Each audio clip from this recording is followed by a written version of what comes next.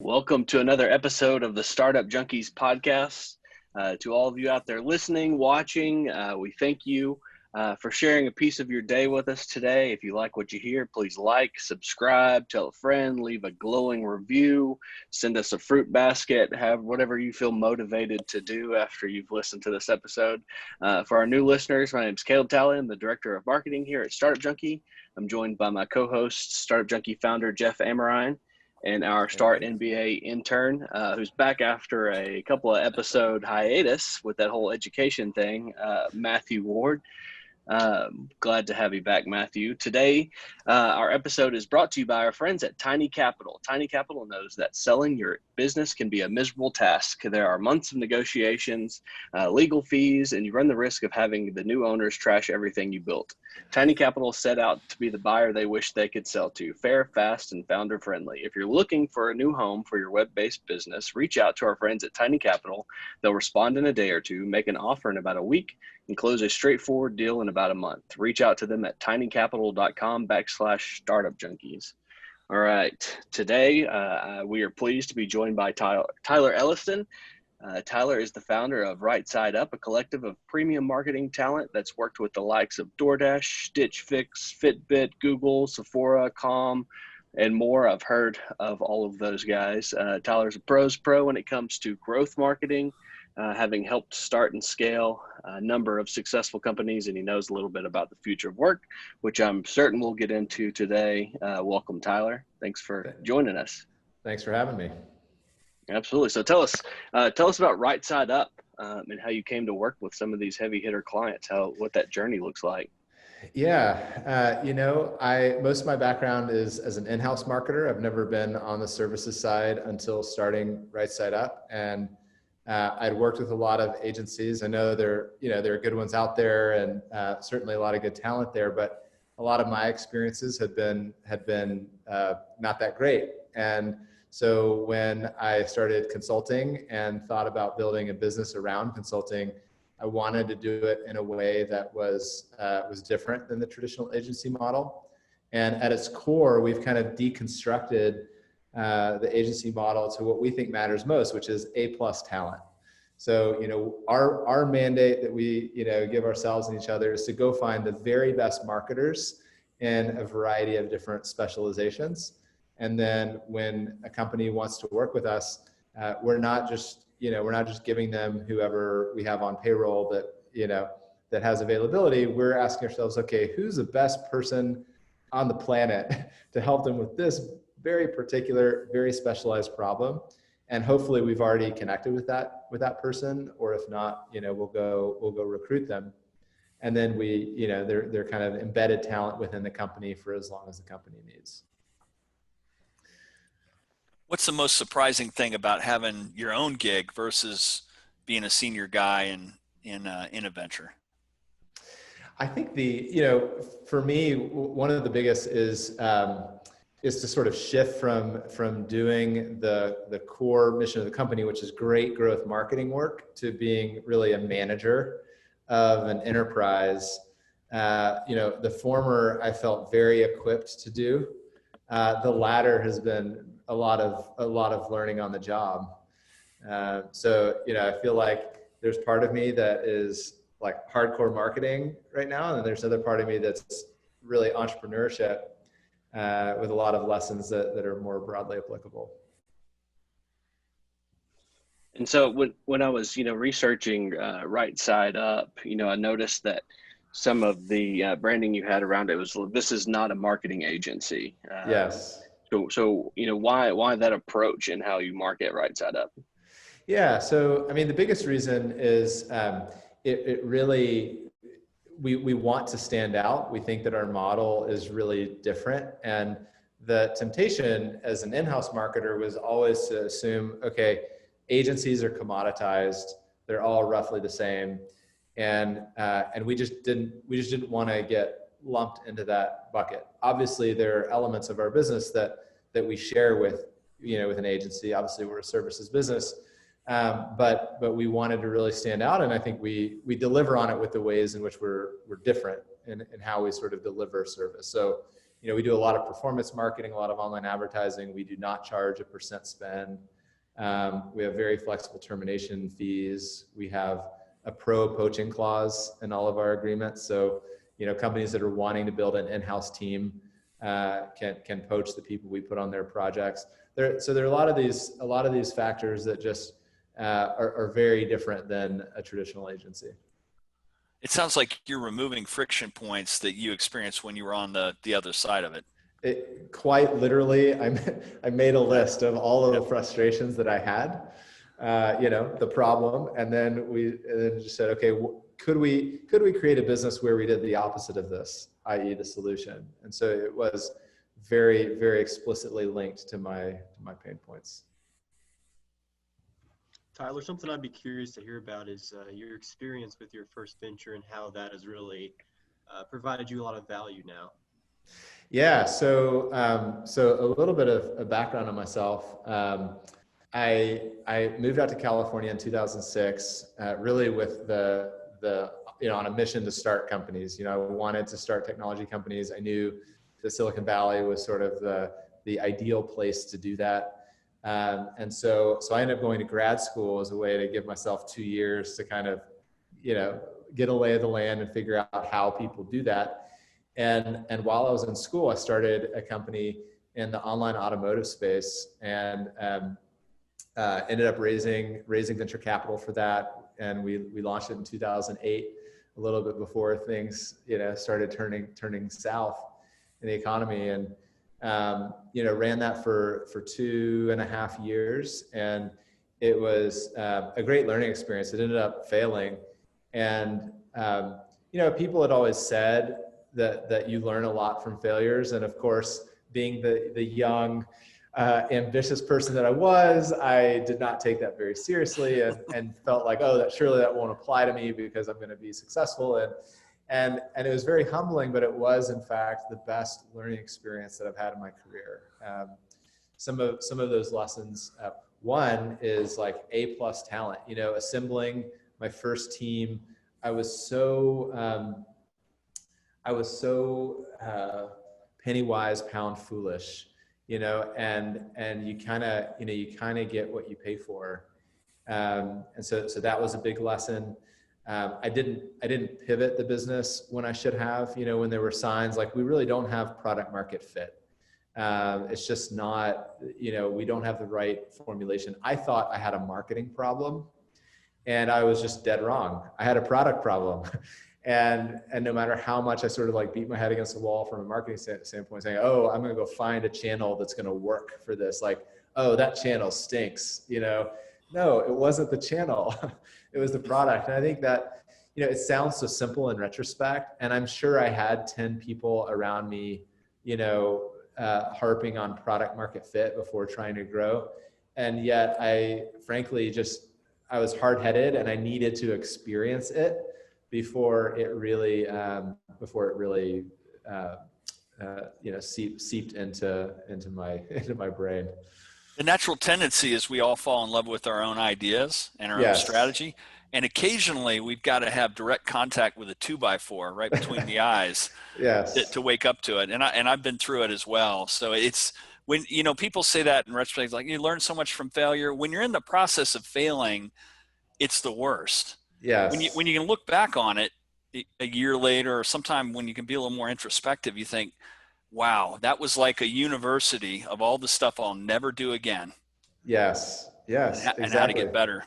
Exactly. And I feel like I got so caught up in that state of having a good idea, and the excitement that I felt, the feeling like I'm on the verge of something great, something big, like an idea that's going to, be impactful, almost to the point that it would slow me down from really making progress on it, because I was afraid that it might not pan out, and I would like lose this feeling of being on the cusp of something. And I think over the years I've gotten better at sort of just discounting my ideas until I've gotten some validation from the market that I'm really onto something. Because otherwise, if I let myself get excited, it's almost too much of a letdown to get excited about. I think you've got some reasonable validation, and just from looking at some of the clients that you've worked with at Right Side Up, how do you go about, pursuing some of those, I guess, heavy hitters in the marketplace? Yeah, I mean, I think, I guess one thing I would say is that it definitely has felt night and day different from the first venture. Like the first venture, we were constantly like pounding, and every startup is a roller coaster. You have good days, good moments, and you have bad days where there's a negative sign.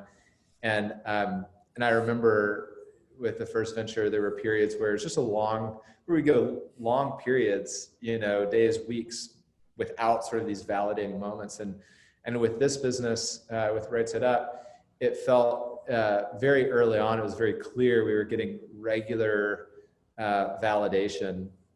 And, I think that actually is the answer to the question of how we've gotten the bigger clients, is we're solving a real problem that they and many others feel.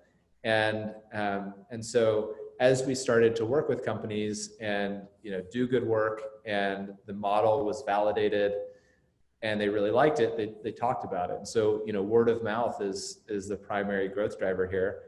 And, and gratefully, as I mentioned, the problem is very widespread and how it's felt. And I think the problem is real. And we've got some strong tailwinds in terms of just like broader industry realities and how they're shifting that support us. What do you think success would look like? You've got obviously great traction and blue chip clients, and as you look at this journey the next 3 or 4 or 5 years down the road, what do you want it to be? That's a great question. And, and candidly, I don't know the answer. I think the truest answer I can give you at the moment is the reward is the work itself. We love what we do. We love helping companies. And if we can do that for, more in the future, that is success. So it's like, okay, number one, are we doing great work? Are we meeting that quality bar? If so, great. Are we doing it for as many as we possibly can? If yes, then great. And then I would also say, one part of the business that I really overlooked in terms of both personal gratification and just sort of like mission of the company is the talent side of the business. I expected that our client experiences and client growth would be what really was motivating to me, and it is, and yet the way that we're staffing projects and hiring people and doing it in a different way. We're a distributed team. We've been that way from the beginning. We're a little bit different in how we require hours and do vacation. And when somebody comes to me and says, I've always wanted to go out on my own and or work with different companies, and I couldn't have done it but for Right Side Up. And I love my life. I love the way I'm like, I've never felt healthier, all of these things. That is as rewarding as the client testimonials. And that has been surprising to me. I didn't fully expect that. So again, 5 years from now, have we enabled more marketers to work in a way that they find personally fulfilling? If yes, then great. And so more the merrier, I think, is the answer right now within this constraint of quality. And, who knows where we'll be able to take it. It's like you keep the band together as long as you still enjoy the music you're making, right? Exactly. Yeah. Exactly. I mean, I do think our model can certainly can grow very large in the context of big agencies and sort of providing an alternative to that. Obviously, we could expand geographically, we could expand our offerings.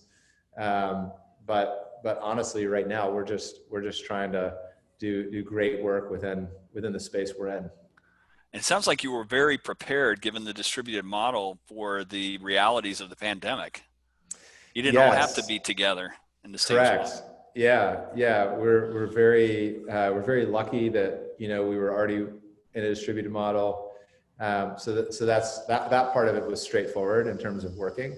Certainly from a client side, we're very distributed. We had clients that were just hammered and shut down.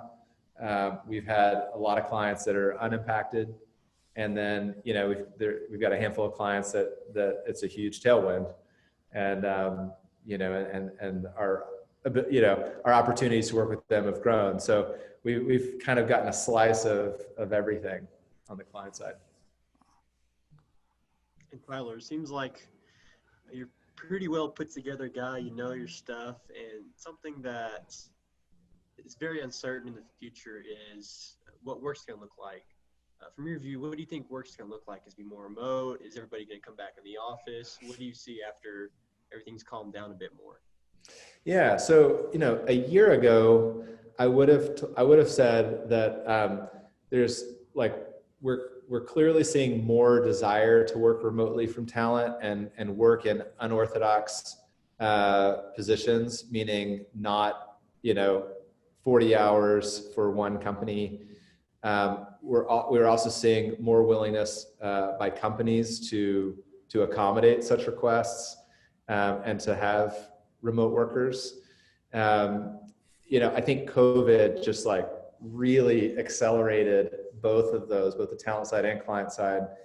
I would expect that there will be some pullback from where we are today, but ultimately I think we've advanced a lot further in both of these directions than we would have otherwise. And I think the momentum is going to continue that direction. We'll see if it plays out, but ultimately I believe that within marketing, skill sets are becoming so specialized that I think companies will become increasingly willing to accommodate these different setups if they can get that specialization. Certainly the marketing generalist will always have value, but I think increasingly it will be to sort of quarterback and manage the variety of specialists rather than having generalists doing all of these specialized skill sets that they're increasingly unable to do because the platforms are just so dang complicated, and particularly ad platforms. I mean, you can waste so much money if you're like, okay, we're just going to go figure out some Facebook ads, and you don't know to optimize to a conversion event, you're going to waste a lot of money potentially. This has definitely been a catalytic for digital transformation and remote work. In sort of casual conversations with senior leaders that run IT organizations in large companies, some of their internal surveys have said something like 70% of all their tech staff have no interest in coming back to work in the workplace. Yeah. And so now you don't want to be the guy that owns all the Class A real estate in the world, I would guess. Yes. Yeah. But I think this change is a change for good. The hybrid model, some people in, some people out, and maybe nobody's in the office all day, every day going forward. It's definitely interesting times. Yes, it is. I totally agree. And it'll just be so interesting to see. I'm sure there will be some job functions that come back fully, others that come back almost not at all, and a lot of hybrid. I feel like I'm not smart enough to predict which will be which, but I can say, within the work that we're seeing, certainly a hybrid model seems to be, kind of the prevailing sentiment at the moment, but it is also changing pretty quickly. As Startup Junkies marketer, I guess you could say, what channels should I be looking at in 2021? What, for somebody like me or somebody like Startup Junkie, as we market what our services and our events and the work we do for the entrepreneurial ecosystem, what sort of advice would you give us? Yeah, well, it's a good question. And, if we had a lot of time, I'd ask you a lot of questions about your, target audience and what you've tried and of what you've tried, what's worked, what you haven't tried. I think generally speaking, from an audience standpoint, a few things about B2B that are pretty uniformly true is that nurturing is incredibly important. And so a lot of times it's there's contact acquisition and then how you engage them. And so what I feel very confident saying is, once you get contact information from people that can benefit from your services, or they've participated in some way, I would advocate keeping that as very clean data, that's up to date, that's aggregated across different activities and platforms, and then proactively engaging them, whether it's email, SMS, maybe it is retargeting, uploading custom audiences to Facebook or Google across a Google suite of channels, just so that you're top of mind, because being top of mind ultimately drives engagement. Engagement drives, these sort of quote unquote conversion events that you're looking for. So I think that's pretty universally true for B2B. I think for prospecting, for finding new people that are not aware, that's where it really is, we find very business specific. For some B2B companies, advertising works really well, including Facebook advertising. A lot of companies don't think about Facebook advertising, but it often works. It often also doesn't work. So that would be very nuanced and sort of, when we might recommend that. Obviously, like word of mouth and referral systems are great, and to the extent you can kind of grease those wheels to make it easy is beneficial. But maybe I'll pause there, and maybe we can spend more time and dig into it more. Yeah, just tell me where to send the bill. I'll ask you a question about something that's had kind of a dramatic rise, and then there's been different opinions on influencer marketing. Is obviously there was a lot of that activity in this area because there's a lot of consumer packaged goods activities, and it was kind of a burgeoning area. There's been some exits around that space. And on the one hand, influencers, you think, well, this is great. We're getting all these product endorsements. On the other hand, you run the risk of losing authenticity if it appears that they're paid influencers. Where's all that going? And I'm not a marketer. I don't understand the space as well as I should. So forgive me. No. I mean, that's a great question. I think so. A few comments on influencer. First of all, I strongly believe in it, in the sense of endorsement is incredibly valuable. We see companies that where endorsement it not only drives an incremental sale, it also drives incremental conversion rate. So we've seen situations with companies where we're looking at like Google Analytics, for example, and they got some endorsement on a podcast or press, and you see a traffic spike. That's expected. What was unexpected to me was we actually saw like a 4x increase in their conversion rate, because it wasn't just like, oh, FYI, here's an interesting company or service or product. It was actually, oh, you need to buy this. I bought this and my life is, better for it, or whatever the endorsement is. And so endorsement, just as a concept, is incredibly powerful. Historically, we see it in TV, we've seen it in radio. Now podcast is an awesome endorsement form factor. And I think influencer is really like its opportunity, in my view, sort of like the blue ocean is endorsement for digital. And yes, you have the pure play influencer networks. That's great. You also have influencers seeping into paid advertising, right? Like companies that are increasingly using influencer accounts to run their paid advertising through, because they see those increases in conversion rate, and therefore like their customer acquisition cost is lower. So I'm very bullish on influencer as a category. The form factor that it takes, I think, is where it gets really hard to predict.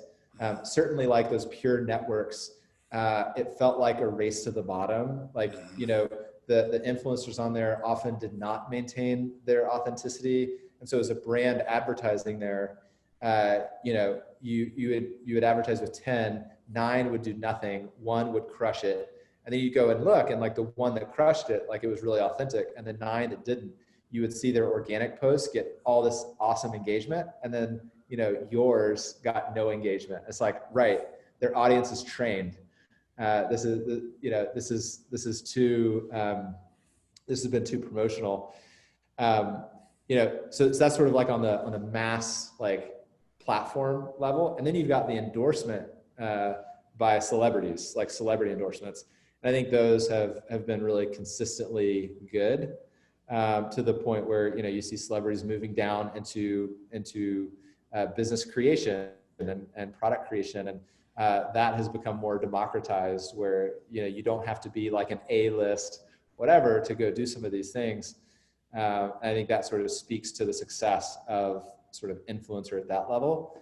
And then there's like all the space in between, sort of like the 1,000 followers in an influencer network to the millions of followers celebrity that does work. There's like all this stuff in the middle that is currently being worked out. And a lot of companies are sort of playing in that space. And it's unclear to me.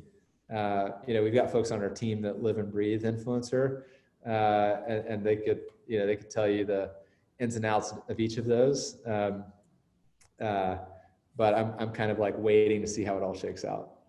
It's been pretty remarkable to see some unexpected things that have blown up. Like the kid, I think it's called Ryan's World, where he's been, since he's 4 years old, he's reviewing toys. Mm-hmm. And now he's got a zillion YouTube followers and channel and all kinds of product placement. And it's just kind of ridiculous how some of this has grown up in a way that no one would have ever maybe anticipated when it first gotten started. Yes. So, and of course, then everybody tries to copy that. It's like, well, now every cute little kid in the world is going to have their own YouTube channel. Totally. Yeah, absolutely. And it's like, there's like that very explicit endorsement, and then you've got the emergence of TikTok. Yeah. And it's like, it's like native influencer, it's like, yes, it's influencer, but it's like really native to the experience in a way that's typically much more authentic than YouTube. So it's lots of variables at play right now. Do you feel like your crystal ball is pretty good for seeing where all these various different channels and approaches are going? I mean, do you feel like you got are you seeing around corners at this point, like Steve Jobs allegedly could? I would not claim, I was thinking, well, maybe, and then you said Steve Jobs, and then I'm like, no. I would never self-select into that company. But, in some ways, like we talk with a lot of companies, we hear what they're telling us, we know, like channel diversification beyond Facebook, not instead of Facebook, but beyond, in addition to, that's a real trend. Like I feel very confident in sort of saying a year from now, companies, the kind of companies we work with, their media mix is going to be more diversified than it is today. And the emergence of some channels, we see Snapchat really doing well, especially for e-com brands targeting folks under 30 years old. The emergence of Snapchat as a performance marketing channel, I feel confident kind of looking around the bend on that. Suggesting Twitter will continue to struggle as a performance channel, I feel confident kind of looking around the bend on that. But then many others, like how influencer shakes out and which platforms, are the winners, and will it be a winner take all, or how, that there my confidence is a lot lower. Good deal. Matthew, you look like you had a question. Yes, I do. I've been thinking about it probably about half the podcast, actually. You just couldn't get me to shut up, could you? No, not at all. What I like about you is you're very optimistic, very positive, and you're knowledgeable. So what really drives you? What's your why? That's a good question. I feel like optimism is kind of just core to who I am. It's not an effort thing. It's just I don't know. It feels innate. I think I'm very motivated by excellence. Like I want to understand how things work, deconstruct them, reconstruct them, and sort of figure out like what is the best. Like how far can you push something? I'm a bit of an adrenaline junkie, and I feel like in some ways it's like that. It's that mentality applied to work. How much more can we grow this like Facebook campaign without like blowing up the cost per lead or sale, or like how low can we get this CAC? Like it's an adventure, So I think that like pushing boundaries through like curiosity and experimentation, like combining with that optimism, I think that would be the closest articulation to sort of like, professional identity, so to speak. That's a good answer. I guess this is probably the part of the podcast where we begin to land the plane. And Tyler, what we like to ask our guests kind of towards the end is, if you had the opportunity to go back in time, maybe before that first venture that you referred to, or before Right Side Up, to really kind of sit yourself down and give yourself some advice based on what you know now, what would that advice be? Boy, that's a hard question because I wouldn't have listened to it. I mean, I demonstrated that pretty thoroughly. I think that the best answer I could give would be to not be afraid. I think I've lived a lot of my life professionally afraid of what might be around the corner, like what if this job doesn't work out? What if this company doesn't work out? What if somebody else at the company, rises faster than me or has the responsibility that I want? Like all of these fears. And not only is that not productive, but I think it really held me back from doing things that I loved. Because I made fear-based decisions. And so I think I would advise myself to not be fearful and to go try things and fail more and have ultimately confidence in myself that, that if I get knocked down, I'll find a way to get back up. And if I lose money, I'll find a way to make it back. And I think, when I was young, I probably didn't ultimately have that confidence, and that, I think that's part of what led me to sort of making those fear-based decisions. So I don't know how effective my advice would be in like changing that course. But it would probably be the best advice I could give. That's a good answer. Hey, thanks for coming on today. What's the best way our audience can find out more about Right Side Up or contact you or whatever's appropriate? Yeah. So, our website is rightsideup.com. Obviously anyone should feel free to reach out to us that way or connect with me on LinkedIn. Would love to connect with anybody that feels like I could be helpful to them, either from a marketing standpoint or a career for that matter. Thanks again for coming on. This is really great.